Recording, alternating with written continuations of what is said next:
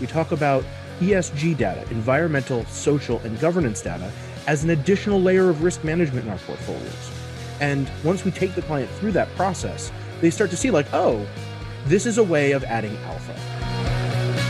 Of the 800, the top 2 performing over the last 5 years, one's got the word green in it, and one's got the word sustainable in it.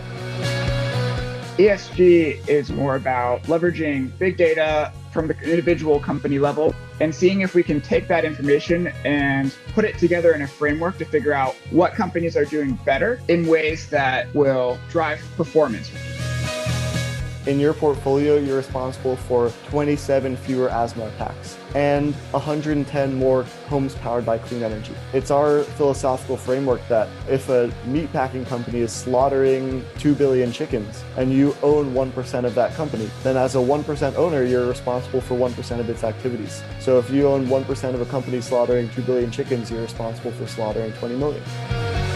You can define exactly what ESG means to you individually as an investor, and then analyze your investments to see if they align with your ESG-oriented values, however you want to define those ESG-oriented values. Going to you as my advisor is helping me do what I never knew I wanted to do, but now it's all I care about, right? That's exciting. What you're talking about can be thought of as shareholder democracy. Every shareholder has a voice, both to choose where they invest their money and to choose how to proxy vote.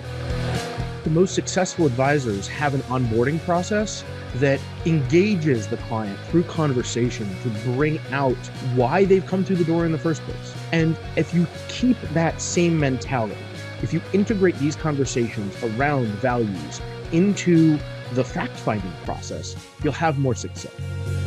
The discovery process is so important here, where you ask those great open-ended questions and then shut up and listen. So often you want to jump in there and say exactly what you think ESG investing means. Let the client define it for themselves, period, end of story.